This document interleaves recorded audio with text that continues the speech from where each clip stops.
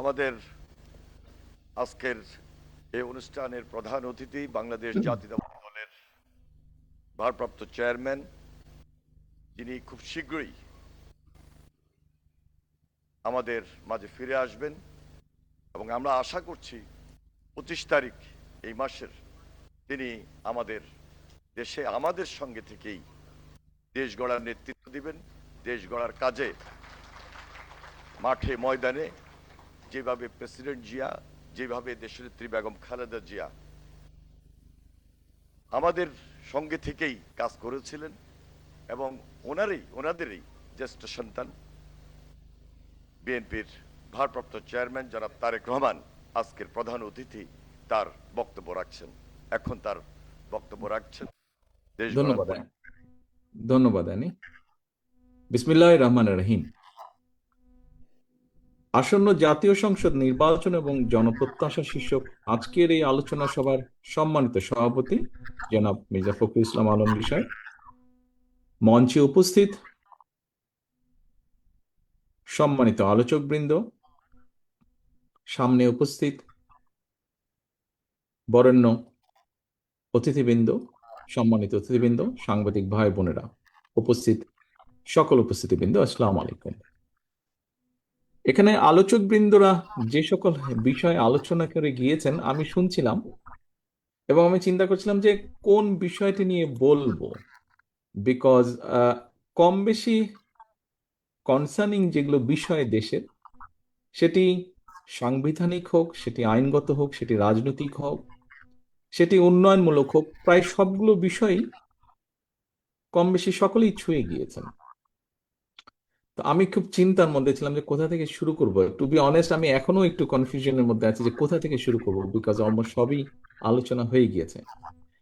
আহ এখানে মাহবুবুল্লাহ সাহেব একটি কথা বলেছেন এবং আমি মনে করি সবাই যে সকল বিষয় আলোচনা করেছেন তাদের সকলের বক্তব্যে সবচেয়ে প্রথম বিষয়টা হচ্ছে বোধহয় আমাদেরকে, অর্থাৎ যারা আগামীতে নির্বাচন জয়ী হয়ে সরকার গঠন করবেন, প্রথমে একটি বিষয় বোধহয় এনশিওর করতে হবে, সেটা হচ্ছে রুল অফ ল, মানুষের নিরাপত্তা বা আইন শৃঙ্খলা, এক বাক্যে যা আমরা বলি।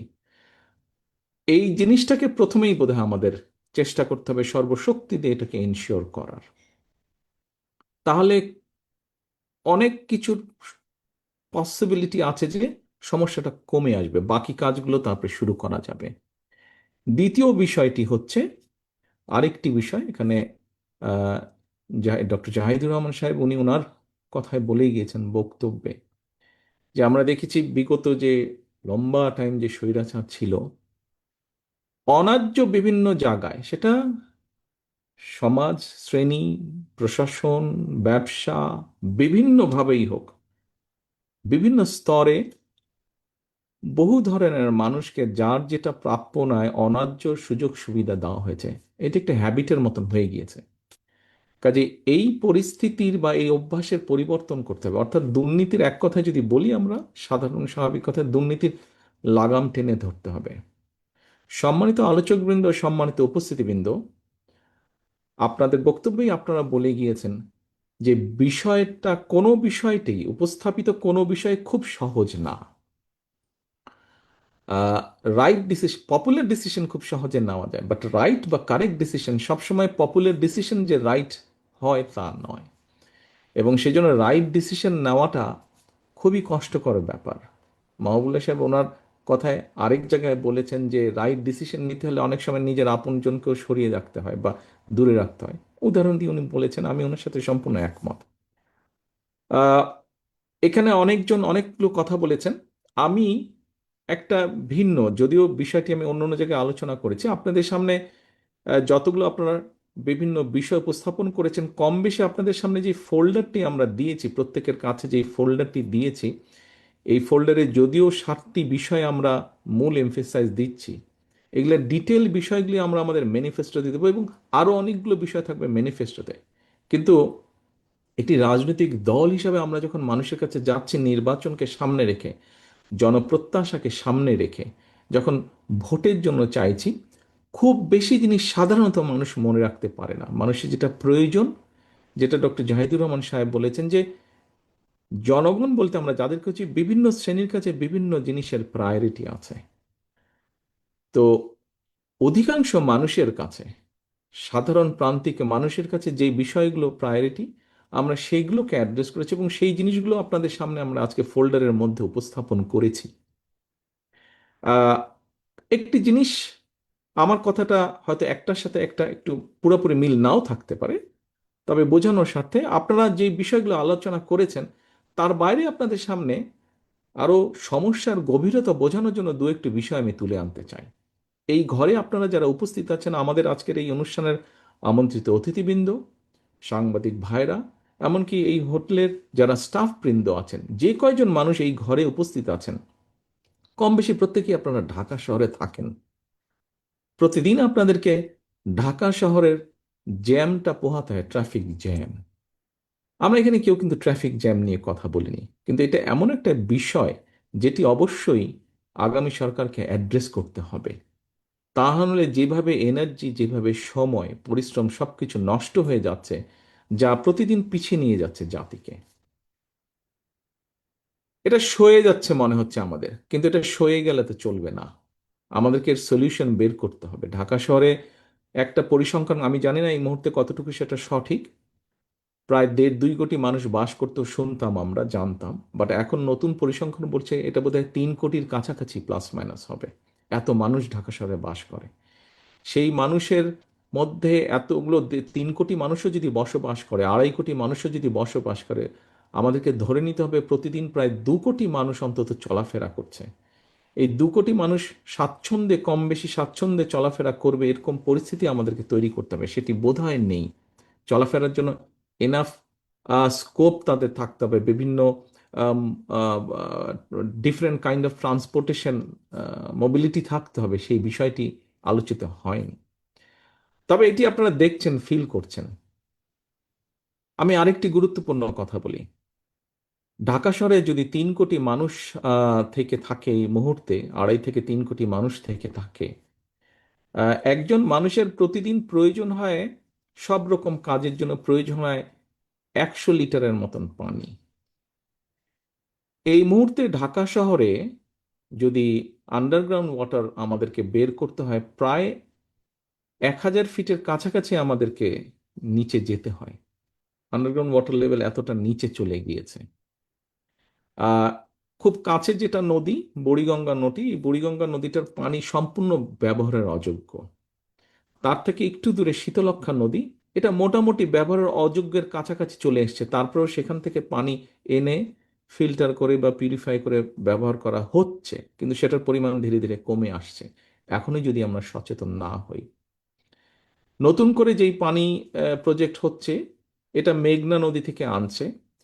তবে মেঘনা নদীর আশেপাশে এখন মিল ফ্যাক্টরি অনেক কিছু হচ্ছে এবং কয়েক বছর পরে এটিও ব্যবহারের অযোগ্য হয়ে যাবে। সম্মানিত উপস্থিতিবৃন্দ, আপনি এই মুহূর্তে সবকিছু মিলিয়ে প্রায় 2.5 কোটি লিটারের মতন পানি সরবরাহ করছে, যে প্রতিষ্ঠানগুলো সরবরাহ করতে পারছে পানি। 3 কোটি লোকের মধ্যেই ঢাকা শহরে বসবাস করছে, যদি স্ট্যাটিস্টিক কারেক্ট হয়ে থাকে। হিসাব করলে গড়ে 1 থেকে 1.5 লিটার পানি আমরা পাচ্ছি। এর ভয়াবহতাটা আপনাদেরকে আমি বিবেচনা করার জন্য অনুরোধ করছি। এরকম একটি পরিস্থিতিকেও আমাদেরকে অ্যাড্রেস করতে হবে। আহ, এইটা গেল একটা। আমি সলিউশনে যাচ্ছি না, বিশেষজ্ঞ আছেন, আমি পলিটিশিয়ান, বিশেষজ্ঞ আছেন, তারা আমাদেরকে নিশ্চয়ই দেবেন সলিউশন। কেউ যদি জিজ্ঞেস করেন সলিউশন কি আপনার কাছে আছে, বিশেষজ্ঞের সাথে কথা বলেছেন, কম বেশি আমরা আলাপ করেছি বিশেষজ্ঞদের সাথে যে এটাকে কিভাবে আমরা অ্যাড্রেস করতে পারি। 7-15 দিন, 6 মাস, 1 বছরে হবে না, একটু সময় লাগবে, বাট বিষয়গুলোকে অ্যাড্রেস করা যাবে। তবে আমি কয়েকটা সমস্যা আপনাদের সামনে তুলে দিলাম, কারণ এটি আমরা দেখতে পাচ্ছি না, হয়তো সেভাবে আমরা বিষয়টাকে ফিলও করি না, কিন্তু একটি বিরাট সমস্যা দেখা দিচ্ছে সামনে। আহ সম্মানিত উপস্থিতিবৃন্দ, আলোচকবৃন্দ, আরেকটি বিষয় আপনাদের সামনে উপস্থাপন করি। এখানে আহ, আমাদের ইপিজেড, সাভার ইপিজেড বা সেই অঞ্চলের কথা মনে হয় আলোচনা হয়েছে, যে কোনো একজন আলোচক বলেছেন এখানে। সেইখানে অনেকগুলো টেক্সটাইল ইঞ্জিনিয়ার বা কালার করে, ফেব্রিক ইন্ডাস্ট্রি এগুলো আছে ওখানে, কেমিক্যাল ইন্ডাস্ট্রিগুলো আছে ওখানে। আপনারা জানেন কিনা জানি না, সাভারের অনেকগুলো চাপ কল যেখানে আছে, যেখান থেকে পানি বের হতো, সেখানে টিপলে এখন চাপ দিলে চাপ কলগুলো থেকে পানির সাথে কেমিক্যাল বের হয়। কারণটা কি? কারণটা হচ্ছে আমাদের অনেকগুলো মিল ফ্যাক্টরি তারা সেই কেমিক্যালগুলোকে সরানোর জন্য বুদ্ধি করে তারা ওই গর্ত করে কেমিক্যালগুলো মাটির ভিতরে তারা ছেড়ে দিচ্ছে। কারণ ওই কেমিক্যালটাকে নিউট্রালাইজ করার জন্য যে প্ল্যান্ট করা সেটা অনেক কস্টলি, সেটা না করে তারা এই সহজ বুদ্ধিটা করেছে, যার ফলে হচ্ছে ক্ষতিটা হচ্ছে এই কেমিক্যালগুলো মাটির ভিতরে যাচ্ছে এবং ধীরে ধীরে চারিদিকে স্প্রেড করছে, লিক করে চারিদিকে স্প্রেড করছে। এবং তার ফলে পরবর্তীতে সেটা কোনো একটা কাছে ধারের চাপকলের কাছে গেলে সেখান থেকে কেমিক্যাল, পানির সাথে কেমিক্যালে উঠছে। আপনারা ভয়াবহতা চিন্তা করে দেখুন।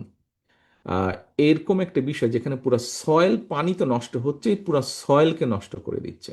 সেখানে কিভাবে মানুষ বা মাছ বা জীব যেটাই বলুন না কেন বাঁচবে? কাজে এই বিষয়টি আমরা চিন্তা করেছি কি না, এই বিষয়টাও বোধহয় আমাদের চিন্তা করা প্রয়োজন। এরকম অনেকগুলো সমস্যা আমাদের সামনে আছে। আবদাল সাহেব এখানে একটি সমস্যার কথা বলেছেন যে আহ, আমাদের ইয়াং জেনারেশন, তাদের একটি ড্রাগের সমস্যার কথা উনি বলেছেন। আমি আবদাল সাহেবকে অনুরোধ করবো, আবদাল সাহেব আপনি যদি আমাদের ফোল্ডারটা খুলেন, আপনি তাহলে দেখতে পাবেন ওখানে আমরা আমাদের শিক্ষা এবং ক্রীড়া নিয়ে যেই বিষয়টা চিন্তা পরিকল্পনা গ্রহণ করেছি। আমরা পরিকল্পনা যেটা গ্রহণ করেছি, আমরা যদি সেই পরিকল্পনাগুলোর 40%ও বাস্তবায়ন করতে পারি, আমার মনে হয় ওই সমস্যা থেকে বের করে আনতে পারবো কেন ইয়াং জেনারেশন ড্রাগের ভিতরে যাচ্ছে। বিকজ একটা আহ, একটা একটা মানুষ যখন আহ, বয়সটা ওরকম থাকে, 15 বছর, 16 বছর, 20 বছর, 25 বছর, আপনার তাকে তো ওই স্পেসটা তৈরি করে দিতে হবে যেখানে সে ডিবেট করবে, যেখানে সে গেমসে পার্টিসিপেট করবে, যেখানে সে আর্ট অ্যান্ড কালচারে পার্টিসিপেট করবে। এই স্পেসগুলো তো বন্ধ। কাজে তার শারীরিক শক্তি কোথায় সে ব্যয় করবে? তাকে স্পেসটা দিতে হবে। আমরা সেই স্পেসটা ক্রিয়েট করার চেষ্টা করছি, আমরা ইনশাল্লাহ সুযোগ পেলে সেই স্পেসটা আমরা তৈরি করব। এবং আমরা বিশ্বাস করি আপনি শুধু শাস্তি দিয়ে বা অন্য কোনো ট্রিটমেন্ট করে এটার সমাধান করা সম্ভব না। এটা তার মাইন্ডটাকে আপনাকে তার জন্য অন্য ব্যবস্থা করতে হবে, তাহলেই বোধহয় তাকে বের করে আনা সম্ভব এই সমস্যা থেকে। এখানে একজন সিনিয়র সিটিজেন, নারী সিনিয়র সিটিজেন, উনি বলেছেন মহিলাদের এম্পাওয়ারমেন্টের কথা। আমরা যে ফ্যামিলি কার্ডটা ইন্ট্রোডিউস করতে চাইছি, কেন ইন্ট্রোডিউস করতে চাইছি? আমরা ফ্যামিলি কার্ডটা ইন্ট্রোডিউস করতে চাইছি এই জন্য যে আমরা, উনি যেটা বলেছেন, দেশের অর্ধেক জনসংখ্যা নারী, কাজে এই নারীকে যদি আমরা পেছনে রাখি তাহলে অবশ্যই দেশকে এগিয়ে নিয়ে যাওয়া সম্ভব না। কাজে তাদেরকে সাথে রাখতে হবে, কিন্তু তাদেরকে সাথে রাখতে হলে দেশনেত্রী খালেদা জিয়া নারীদের শিক্ষা ব্যবস্থা দশম গ্রেড 12 পর্যন্ত উনি ফ্রি করে দিয়েছিলেন। তার ফলে আমরা পরবর্তীতে দেখেছি যে নারীদের, মেয়েদের স্কুল কলেজ বিভিন্ন শিক্ষা প্রতিষ্ঠানে এনরোলমেন্ট বেড়েছে। ইনশাল্লাহ পরবর্তী বিএনপি সরকার চাইছে, আল্লাহ রহমতে জনগণের সমর্থনে আমরা সরকার গঠন করতে সক্ষম হলে পরবর্তী বিএনপি সরকার, আমরা চাইছি যে এই শিক্ষিত নারীকে এই ফ্যামিলি কার্ডের মাধ্যমে আমরা তাদেরকে অর্থনৈতিকভাবে স্বাবলম্বী করে গড়ে তুলতে পারবো। স্ট্যাটিস্টিক্স যা বলে যে পরিবারের মা যদি এডুকেটেড হন এবং একই সাথে যদি তার হাতে কিছু অর্থনৈতিক স্বাধীনতা থাকে, তাহলে সেই রিসোর্সটা উনি ব্যবহার করেন প্রথমত তার সন্তানদের স্বাস্থ্যের পেছনে, দ্বিতীয়ত তার সন্তানদের শিক্ষার পিছনে, তৃতীয়ত উনি সেটা পরিবারের সচ্ছলতার জন্য ছোট ছোট জায়গায় ইনভেস্ট করেন, যেখান থেকে একটা রিটার্ন আসবে, ফলে তার পরিবার সচ্ছল হতে পারবে। আমরা যদি এখন চিন্তা করি এইভাবে ফ্যামিলি কার্ডের মাধ্যমে আমরা আহ, একটি পরিবারকে সহায়তা করলাম, প্রথম 6 মাস, 1 বছর, 2 বছর, 3 বছরের মধ্যে আমরা রিটার্ন পাবো না, 5-7 বছর পরে গিয়ে ধীরে ধীরে আমরা রিটার্নটি পাবো। একটি মা যখন এই সচ্ছলতা পাবেন তখন আস্তে আস্তে তার পরিবারের সন্তানরা শিক্ষার সুযোগটা বেটার পাবে, সুস্বাস্থ্যের সুযোগটা বেটার পাবে। আপনি একটি পরিবার, একটি গ্রাম, একটি উপজেলা, একটি শহর, একটি জেলা, একটি বিভাগ, ধীরে ধীরে একটি দেশ। আমাদের বর্তমানে যা আমাদের কাছে ডাটা আছে সেখান থেকে আমরা দেখেছি 5 জন ধরে এরকম পরিবারের সংখ্যা, এবারে যে পরিবারের সদস্য সংখ্যা 5 জন, এভাবে দেশে 4 কোটি পরিবার আছে। চার আমরা এই কার্ডটি জেনারেল করেছি, ইউনিভার্সাল করেছি, অর্থাৎ একজন কৃষকের স্ত্রী যেমন পাবেন, একজন ইমাম সাহেবের স্ত্রী পাবেন, একজন প্রাইমারি স্কুলের টিচার পাবেন, ঠিক একই টিচারের স্ত্রী পাবেন। এখানে বসা অনেকেই আপনারা যারা আছেন তাদের স্ত্রীরাও পাবেন। বাট আমরা এখানে যারা আজকে বসে আছি, ডেফিনেটলি আমাদের সেই ফ্যামিলি কার্ডের রাষ্ট্র কর্তৃক প্রদত্ত সুবিধা আমাদের প্রয়োজন নেই, কাজে আমরা সেটা নিব না। আমাদের এইটুক অনেস্টি অবশ্যই আমাদের থাকবে ইনশাল্লাহ। এবং এর মাধ্যমে আস্তে আস্তে পরিবারগুলো যখন স্বাবলম্বী হবে, আমাদের 4 কোটি পরিবারকে হয়তো দেওয়ার প্রয়োজন হবে না। আমরা যদি 2 থেকে 2.5 কোটি পরিবারকে দিতে পারি, তাহলেই আমরা বিশ্বাস করি একটা পর্যায়ে ধীরে ধীরে আমরা একটা একটা একটা বেটার পজিশনে নিয়ে আসতে সক্ষম হব। এবং চিন্তা করে দেখুন, ওই ছোট ছোট পরিবারগুলো যখন লোকাল ইকোনমিতে, তার হাতে বেঁচে যাওয়া অর্থটা যখন লোকাল ইকোনমিতে আবার ইনভেস্ট করবে, লোকাল ইকোনমিটা আস্তে আস্তে কতটা ধীরে ধীরে স্ট্রং হবে এবং এটার পরিধি আস্তে আস্তে বাড়তে থাকবে।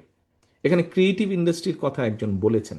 লোকাল ইকোনমি যখন স্ট্রং হবে, তখন ক্রিয়েটিভ ইন্ডাস্ট্রি অটোমেটিকলি, দেশীয় যে এন্টারপ্রেনার যারা আছেন, অটোমেটিকলি কিন্তু তারাও সাপোর্ট পাবেন, তারাও এনকারেজড হবেন। কৃষক কার্ডের কথা এখানে আলোচিত হয়েছে। কৃষক কার্ডের লক্ষ্য বা উদ্দেশ্য একইভাবে, একজন কৃষক যে সারা জীবন সেই সাপোর্টটা পাবে, নট দ্যাট তাকে একটা সার্টেন টাইম পর্যন্ত করা হবে। এখন কোন ধরনের কৃষককে করা হবে? কয়েক রকমের কৃষক আছে। প্রান্তিক কৃষক আছে, ক্ষুদ্র আছে, মাঝারি আছে, বৃহৎ কৃষক আছে। আমরা প্রান্তিক, ক্ষুদ্র, মাঝারি কৃষক পর্যন্ত আপাতত যাব।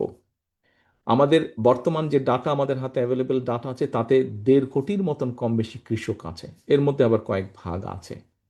এই কৃষকগুলোকে কৃষক কার্ডের মাধ্যমে আমরা 10টি সুবিধা দেওয়ার চিন্তা ভাবনা আমরা করছি। তার ফলে যেটা হবে, যেই ব্যক্তি, যেই কৃষক একটি ফসল, 2টি ফসল করেন, তাকে আমরা চেষ্টা করব একটি ফসলের সম্পূর্ণ সুবিধা দেওয়ার জন্য। সেটি সার, বীজ, কীটনাশক সম্পূর্ণ।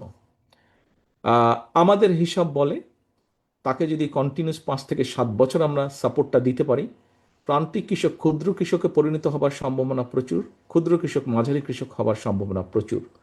যদি তার জমির পরিমাণ নাও বাড়ে, অর্থনৈতিকভাবে সেই স্বাবলম্বী হয়ে ধীরে ধীরে উঠতে পারবে। লক্ষ্য একটি, লক্ষ্য উদ্দেশ্য মানুষকে, সব ধরনের মানুষকে, সাধারণ মানুষকে এম্পাওয়ার্ড করা, অর্থনৈতিকভাবে তাকে একটি একটি শক্তিশালী ভিত্তির উপরে দাঁড় করানো। এখানে আলোচক বৃন্দদের মধ্যে বলেছেন, প্রশংসা করেছেন, ধন্যবাদ আপনাকে। খুব সম্ভবত মাহবুল্লাহ সাহেব বলেছেন যে এই কার্ডগুলো প্রশংসনীয় উদ্যোগ, কিন্তু কতটুকু ইমপ্লিমেন্টেড হবে। আমি ওনার জানার জন্য বলতে চাই এবং সবার জানার জন্য বলতে চাই, এই কার্ডগুলো শুধু যে আমরা যারা রাজনীতি করি তারাই যে বসে করেছি তা না। আমাদের কিছু শুভাকাঙ্ক্ষী আছে যারা প্রশাসন বা বিভিন্ন প্রফেশনালস জড়িত এইসব কাজের সাথে।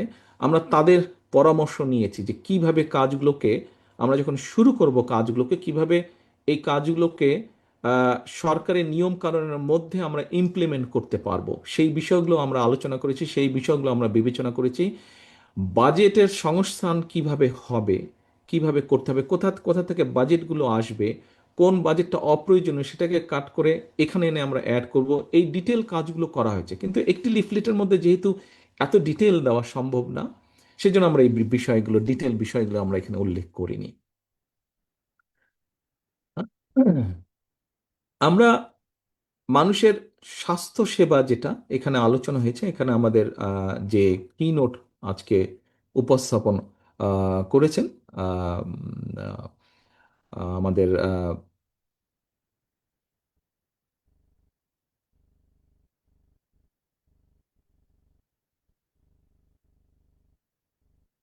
বোরহানুদ্দিন সাহেব এখানে কি নোট উপস্থাপন করেছেন। উনি ওখানে ওনার কি নোটে উনি বলেছেন যে স্বাস্থ্য সেবার কথা, উনি প্রাইভেট পাবলিক পার্টনারশিপের কথা বলেছেন। সম্মানিত উপস্থিতি, কিন্তু এটি করার কারণ হচ্ছে আমরা খুব পপুলারলি বাহবা হাততালি পাওয়ার জন্য, জনসভায় ভোট পাওয়ার জন্য আমরা আমাদের নেতৃবৃন্দ, রাজনীতিবিদ আমরা বলে দিতে পারি যে কোনো একটি জেলায় গিয়ে জনসভা করে যে আমরা এখানে 1000 বেডের হসপিটাল করব।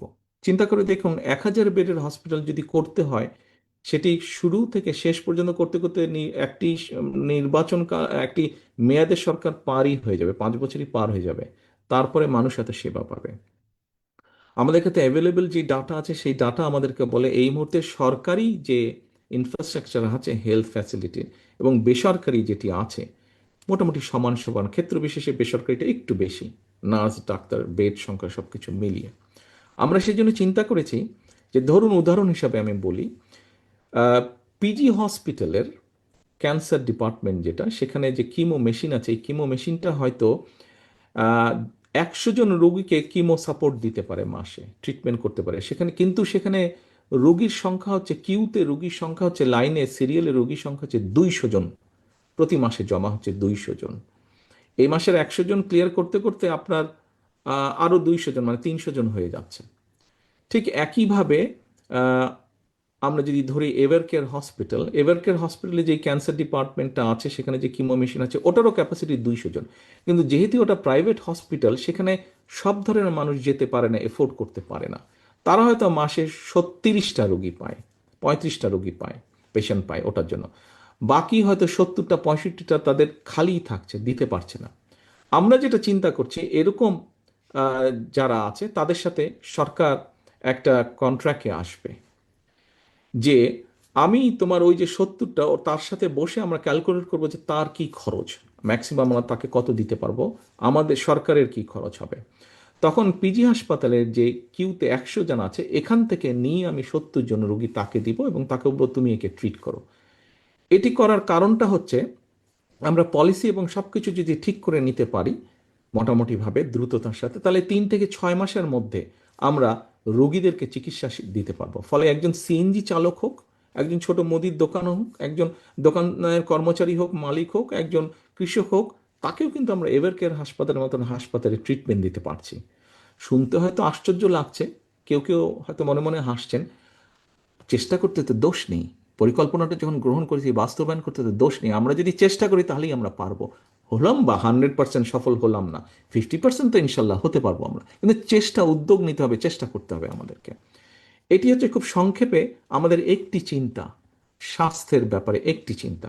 অর্থাৎ আমরা চেষ্টা করব, কারণ একটি বিষয় আছে আমরা স্বীকার করি না শুনি করি, দুর্নীতির একটি বিষয় রয়েই গিয়েছে, দুর্নীতির লাগাম টেনে ধরা। আমরা যত নতুন হসপিটাল করব সেই হসপিটালের ওখানে তো বিষয় আছেই দুর্নীতির, মেশিন কেনার বিষয় আছে দুর্নীতির। পাবলিক মানি কেন আমরা জেনে শুনে অপচয় করব যেখানে আমার হাতে অন্য অপশন আছে, এবং যেখানে আমি দ্রুততার সাথে মানুষকে একটা সার্ভিস দিতে পারবো, হেলথ সার্ভিস, তাহলে আমি সেই দ্রুত সার্ভিসটার মধ্যে কেন যাব না, আমি এই অপশনটা কেন চিন্তা করব না, বাস্তবায়নের চেষ্টা আমি করব না। আমাদের লক্ষ্য উদ্দেশ্য এটাই।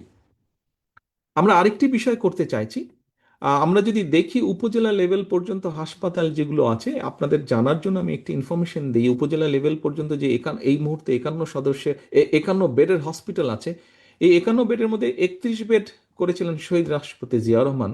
পরবর্তীতে বাকি 20 বেড বেগম খালেদা জিয়া তার সরকারের সময় করেছিলেন। কাজে এটাও বিএনপির অবদান। এখন আমরা যেটি করতে চাইছি, আহ, একটি বাস্তবতা যদি আমরা চিন্তা করি, ও আমি একটু পিছনে আবার ফিরে যাই, যেই উদাহরণটা দিলাম এভারকেয়ার এবং পিজি হসপিটালের, ক্যান্সার দিয়ে আমি উদাহরণ দিলাম, আপনারা হয়তো জিজ্ঞেস করতে পারেন এটি কি সবকিছুর ক্ষেত্রে প্রযোজ্য হবে? না, সবকিছুর ক্ষেত্রে এটি প্রযোজ্য হবে না। এটি জ্বর, সর্দি, কাশি, ম্যালেরিয়া, কলেরা, ডায়রিয়া এসবের ক্ষেত্রে প্রযোজ্য হবে না। এই বিষয়গুলো শুধু প্রযোজ্য হবে ক্যান্সার পেশেন্ট অথবা কার্ডিয়াক পেশেন্ট অথবা কিডনি ডায়ালিসিস, এরকম সিরিয়াস ম্যাটার যেগুলো, এরকম 4-5টি বিষয় এগুলো প্রযোজ্য হবে। বাকি সাপোর্টগুলো নর্মালি যেভাবে আছে সেটাকে আমরা ডেভেলপ করার চেষ্টা করব। এখন আসি প্রান্তিক জনগোষ্ঠীর কাছে মিনিমাম হেলথ সুবিধাটা কিভাবে আমরা পৌঁছে দিতে পারি। আমরা যদি জিনিসটাকে একটু অন্যভাবে চিন্তা করি, দেখুন 20 কোটি মিনিমাম জনসংখ্যা আমাদের। আমরা যতই হাসপাতাল দেই, যতই আমরা প্রাইভেট পার্টনারশিপ, আমরা পাবলিক প্রাইভেট পার্টনারশিপ করি, যেটাই করি, আমাদের রিসোর্স কিন্তু খুব লিমিটেড। আমাদের জনসংখ্যা যদি এইভাবে বাড়তে থাকে তাহলে কোনোভাবেই আমরা কোনো কিছু সামাল দিতে পারবো না। তো এখন তাহলে আমাদেরকে যেই কাজটি করতে হবে, আমাদেরকে প্রিভেনশনে যেতে হবে। আপনারা যদি খেয়াল করে দেখেন এখানে নিশ্চয়ই ডাক্তার হিসেবে কেউ আছেন, ফিজিশিয়ান আছেন, তাদের এটি জানা থাকবে। আমরা যদি ঢাকা মেডিকেল কলেজটিকে উদাহরণ হিসেবে গ্রহণ করি, ঢাকা মেডিকেল কলেজের হয়তো প্রতিদিন 1,000 রোগীকে অ্যাড্রেস করার সক্ষমতা আছে। অর্থাৎ উদাহরণ হিসেবে বলছি, অর্থাৎ সরকার যে পরিমাণ ওষুধ, যে পরিমাণ সব কিছু দেয়, ডাক্তার, নার্স, বেড সব কিছু মিলে হয়তো 1,000 প্রতিদিন রুগীকে ঢাকা মেডিকেল কলেজ অ্যাড্রেস করতে পারে। কিন্তু আপনি যদি ঢাকা মেডিকেল কলেজের সামনে গিয়ে দাঁড়ান, আপনি দেখবেন প্রতিদিন না হলেও মিনিমাম 3,000 পেশেন্ট আসছে। 3,000 পেশেন্ট আসছে। তো আপনি আজকে 1,000 শেষ করতে করতে কালকে আবার 3,000 আসলো, কিন্তু আজকের যে 3,000-এর 1,000 নিয়েছেন রয়ে গেল 2,000, কালকে হয়ে গেল এটা 5,000। এটা একটা অসম্ভব ব্যাপার এটাকে ম্যানেজ করা। আমরা যেটা করতে চাইছি, আমরা দেশে আহ, পর্যায়ক্রমিকভাবে 1,00,000 হেলথ কেয়ারার অ্যাপয়েন্ট করতে চাইছি।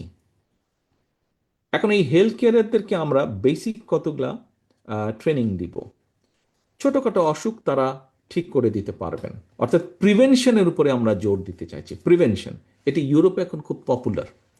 ইউরোপও দেখেছে, ইউকেতে আপনারা জানেন এই এনএইচএস আছে, বাট এরাও হিমশিম কাছে, এদের মতন দেশ, ইউকের মতন দেশ হিমশিম কাছে এনএইচএসকে ম্যানেজ করতে। সেজন্য এরা চলে গেছে প্রিভেনশনে। হিসাব নিকাশ সবকিছু করে দেখা গেছে আমরা যদি প্রিভেনশনে মোটামুটি মানুষ অসুস্থ হয় এটার পরিমাণ যদি কমিয়ে ফেলা যেতে পারে, তাহলে যারা অসুস্থ হচ্ছে তাদেরকে বেটার সার্ভিস দেওয়া সম্ভব হবে। সেই জন্য এই হেলথ কেয়ারের মাধ্যমে আমরা তাদেরকে দুয়ারে দুয়ারে, গ্রামে গ্রামে, দুয়ারে দুয়ারে পাঠাবো, পরিবারগুলোর কাছে পাঠাবো। তারা যাবে, তারা বলবে কি কি কি কি কি খাবার না খেলে হার্টের প্রবলেম কমে যাবে, হবে না, কি কি খাবার বন্ধ করলে ডায়াবেটিক হবে না, কি কি খাবার বন্ধ করলে কিডনির প্রবলেম হবে না, কিভাবে চললে, কিভাবে খেলে কিডনির প্রবলেম হবে না। এইভাবে তাদেরকে প্রিভেনশনের দিকে আগ্রহী করে তোলার চেষ্টা করবে, এবং একই সাথে তাদেরকে মাইনর যেগুলা যেগুলা বাসায় বসে অসুখ বিসুখ ঠিক করা যায় এই ধরনের প্রেসক্রিপশনগুলো দিবে, এই ধরনের ট্রিটমেন্ট দিবে। এবং পর্যায়ক্রমিকভাবে আমরা চেষ্টা করব, আমাদের যেটা চেষ্টা আছে, আমরা চেষ্টা করব যে তাদেরকে পুরো একটা সার্ভারের ভিতরে নিয়ে আসতে, অর্থাৎ যেই গ্রামের জন্য যেই হেলথ কেয়ারার নিযুক্ত থাকবেন, সে যদি কোনো একটা বাসায় যায়, বাসায় যাওয়ার পরে যেই পরিবারের সাথে কথা বলছে ওই পরিবারের সব ডিটেল তার কাছে থাকবে, সে দেখে তখন ডিসিশন নিতে পারবে। প্রয়োজন হলে উপজেলা পর্যায়ে ডাক্তারের সাথে সে পরামর্শ করতে পারবে যে এই রুগীটার এই প্রবলেম, আমি বুঝতে পারছি না, আমাকে তাহলে বলুন কি এখন করতে হবে। যদি মনে হয় তখন সে উপজেলা পর্যায়ে তাকে প্রেসক্রাইব করবে। এইভাবে পুরো বিষয়টা আমরা চিন্তা করছি, অর্থাৎ প্রিভেনশনের উপরে আমরা জোর দিচ্ছি। আহ, শিক্ষার ব্যাপারে আলোচনা হয়েছে এখানে। আমি আপনাদের সাথে সম্পূর্ণ একমত। আমরা যদি শিক্ষক, বেটার শিক্ষক তৈরি করতে না পারি, আমরা যতই শিক্ষা দিই লাভ হবে না কোনো। এবং সেই জন্য এখানে মাহাদি আমিন ওর বক্তব্যে বলেছে যে আমরা প্রাইমারি শিক্ষক, প্রায় 3.5 লক্ষেরও বেশি প্রাইমারি শিক্ষক আছেন এই দেশে, তাদেরকে আমরা ট্রেন করতে চাই। এখন এতজনকে ঢাকায় নিয়ে এসে ট্রেন করা একটা কস্টলি ব্যাপার। আমরা এদের কাছে ডিজিটাল উপায়ে পৌঁছতে চাই, তাদেরকে পুরো ডিজিটাল সিস্টেমের আন্ডারে আনতে চাই, সো দ্যাট তাদেরকে ওই প্রসেসের মাধ্যমে আমরা ট্রেনও করতে পারি, এবং একই সাথে তারা কি কি পড়াবেন, কি কি বিষয় পড়াবেন সেগুলো সেই মাধ্যমে আমরা তাদেরকে পৌঁছে দিতে চাই। একটি বিষয় ব্যক্তিগতভাবে আমি মনে করি, আমাদের যে ভবিষ্যৎ প্রজন্ম, তাদেরকে শিক্ষার পাশাপাশি অবশ্যই সামাজিক মূল্যবোধ, যা প্রায় আমরা শুনি সামাজিক মূল্যবোধের অবক্ষয় হচ্ছে, এই সামাজিক মূল্যবোধটাও এই এই বিষয়গুলো তাদেরকে দিতে হবে। কাজেই বিষয়গুলো অনেক কঠিন, বিষয়গুলো অনেক বড়, তবে বিষয়গুলো ইম্পসিবল না। আমরা যদি সবাই মিলে চেষ্টা করি তাহলে নিশ্চয়ই আমরা করতে সক্ষম হব বলে মনে করি। সম্মানিত সভাপতি, সম্মানিত সকল আমন্ত্রিত উপস্থিত বৃন্দ, সম্মানিত আলোচক বৃন্দ, আমরা যদি কথা বলি অনেক লম্বা হবে, তবে সংক্ষিপ্তভাবে আমাদের চিন্তা ভাবনাগুলো আপনাদের সামনে আমি তুলে ধরলাম, কিছু বেসিক চিন্তা বিষয়গুলো। এর মধ্যে মানুষ আছে, এর মধ্যে শিক্ষা আছে, এর মধ্যে চিকিৎসা আছে, এর মধ্যে নিরাপত্তার বিষয়টি আছে, এর মধ্যে দুর্নীতির বিষয়টি আছে। আরেকটি বড় বিষয় হচ্ছে কর্মসংস্থান। আমাদের বিশাল একটি জনগোষ্ঠী আছে যারা তরুণ, এবং তাদের কর্মসংস্থানের প্রয়োজন। আপনাদের যেই ফোল্ডারটি আছে, এই ফোল্ডারটি যদি দেখেন, এখানে নীল এবং সবুজের সংমিশ্রণে একটি কাগজ আছে। সেখানে আপনারা দেখবেন যে আমরা গত কয়েক বছর ধরে কাজ করে বের করেছি যে কতগুলো জায়গা আছে যেখানে আমরা কর্মসংস্থান তৈরি করতে পারি। আমরা কৃষি, স্বাস্থ্য সহ বিভিন্ন জায়গায় আমরা কর্মসংস্থান, যে 1,00,000 আমরা হেলথ কেয়ারের অ্যাপয়েন্ট করতে চাইছি, এই 1,00,000 হেলথ কেয়ারের মধ্যে আমরা শতকরা 80 থেকে 85 ভাগ নারী হেলথ কেয়ারের আমরা অ্যাপয়েন্ট করতে চাইছি। এর ভিতরে আমাদের মধ্যে থাকছে ভোকেশনাল ইনস্টিটিউশন বা টেকনিক্যাল ইনস্টিটিউশনগুলো তৈরি করা, তার ভিতরে ইংরেজি সহ তৃতীয় একটি ভাষার শিক্ষা কিভাবে আমরা দিতে পারি, যাতে কেউ একজন হেলথ কেয়ারের হিসেবে ট্রেনিং পেল। হেলথ কেয়ারের হিউজ ডিমান্ড এখন জাপানে আছে, ইউরোপের বিভিন্ন দেশে আছে, কিন্তু ভাষার জন্য সে যেতে পারছে না। কাজে তাকে সেই ভাষা শিক্ষাটাও আমরা দিতে চাই। আমরা এর মধ্যে কতগুলো দেশের সাথে পৃথিবীতে যেই ভাষাগুলোর গুরুত্ব আছে এরকম কতগুলো ভাষা আমরা সিলেক্ট করেছি। আমরা যেমন ম্যান্ডারিনের কথা চিন্তা করেছি, আমরা জাপানিজ ভাষার কথা চিন্তা করেছি, আমরা ফ্রেঞ্চ কথা চিন্তা করেছি, জার্মান চিন্তা করেছি, আমরা অ্যারাবিক ভাষার কথা চিন্তা করেছি। বিকজ মধ্যপ্রাচ্যে আমাদের বহু মানুষ যায়, যে মানুষগুলো যায় তাদেরকে যদি আমরা কিছু ট্রেনিং দিতে পারি, একই সাথে যদি ভাষা শিক্ষা দিতে পারি, আমরা তাদের জবগুলো আর একটু বেটার স্কিলের জব তারা পাবে। পুরো বিষয়টাকে আমরা এভাবে চিন্তা করছি। অনেক দূরের পথ, কঠিন পথ, বাট আমরা যদি সবাই একসাথে চেষ্টা করি, আমি দৃঢ়ভাবে বিশ্বাস করি যে ইনশাল্লাহ আমরা কাজগুলো করতে পারবো। কারণ আমাদের সকলের কথাগুলো কিন্তু এক। যারা বক্তব্য রেখেছেন, যারা আলোচনা করেছেন, আপনাদের চিন্তা ভাবনা এই ফোল্ডারে আমি যা দিয়েছি আপনাদের কাছে উপস্থাপন করছি, এখানকার যে আমাদের কথাগুলো সব চিন্তা ভাবনাগুলো কিন্তু এক। হয়তো বিভিন্ন শব্দের মাধ্যমে একটু ভিন্নভাবে আমরা উপস্থাপন করছি, কিন্তু আমাদের চিন্তা ভাবনাগুলো এক। এতগুলো মানুষ যখন একইভাবে একই কথা একই কাজ চিন্তা করছে, আমরা যদি সকলে ঐক্যবদ্ধ থাকি, অবশ্যই ইনশাল্লাহ আমরা করতে কাজগুলো সক্ষম হব।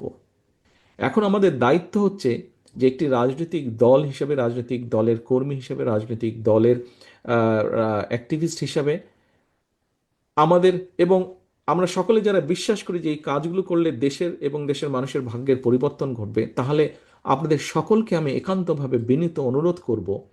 একজন বক্তা এখানে বলেছেন যে এয়ার কন্ডিশন ঘরের ভিতরে থাকলে হবে না, আমাদেরকে ছড়িয়ে পড়তে হবে। ইয়াস, উনি সঠিক বলেছেন। আপনারা যে যারা অবস্থান থেকে যদি আমাদেরকে সহযোগিতা করেন, জনগণের কাছে সহজ ভাষায় আম জনতা বলতে যাদেরকে বোঝায়, প্রান্তিক জনগণ বলতে যাদেরকে বোঝায়, আপনাদের যার যেই উপায় আছে, যেই যেই যেই যেই উপায় আছে, তার মাধ্যমে যদি আমাদের এই কথাগুলো, আমাদের এই কাজগুলো, আমাদের এই পরিকল্পনাগুলো আহ, পৌঁছে দিতে পারেন, তাহলে আমি মনে করি দেশ এবং জাতির উপকার হবে। কারণ জাহিদুর রহমান সাহেব যেটি বলেছেন, একটি রাজনৈতিক কথা উনি বলেছেন, এই কাজগুলো করার জন্য কিন্তু জনসমর্থন প্রয়োজন, এবং এই কাজগুলো করার জন্য সরকারকে সেভাবে, আগামী সরকারকে সেভাবে শক্তিশালী ম্যান্ডেটের উপরে দাঁড়াতে হবে। যদি ম্যান্ডেট দুর্বল হয় তাহলে হয়তো অনেকগুলো কাজ করা সম্ভব হবে না, এবং সেই শক্তিশালী ম্যান্ডেট যদি পেতে হয় অবশ্যই জনসমর্থনের প্রয়োজন। যেটি আপনারা আজকে এখানে উপস্থিতিবৃন্দ, সম্মানিত উপস্থিতিবৃন্দ, আপনারা আপনাদের প্রত্যেকটি মাধ্যমে, আপনাদের উপায়ের মাধ্যমে আপনারা আমাদেরকে সহযোগিতা করতে পারেন। আসুন, আমাদের আগামী দিনের প্রত্যাশা হোক, আগামী দিনের শপথ হোক যে আমরা আমাদের প্রত্যাশিত বাংলাদেশের কাজটি যাতে আগামী সরকার শুরু করতে পারে। এই কাজের কোনো শেষ নেই, এটার ইমপ্রুভমেন্ট হবে, কিন্তু অন্তত শুরু যাতে আমরা ভালো কাজগুলো করতে পারি। আসুন, আজকের অনুষ্ঠানে এটিই হোক আমাদের প্রমিস, এবং এটিই হোক আমাদের প্রত্যাশা, জনগণের কাছে প্রতিশ্রুতি। সকলকে আন্তরিকভাবে ধন্যবাদ জানাচ্ছি এই অনুষ্ঠানে উপস্থিত হওয়ার জন্য, এই অনুষ্ঠানকে সফল হওয়ার জন্য। বিশেষ করে মঞ্চে উপস্থিত আলোচকবৃন্দকে আন্তরিকভাবে ধন্যবাদ। আসসালামু আলাইকুম।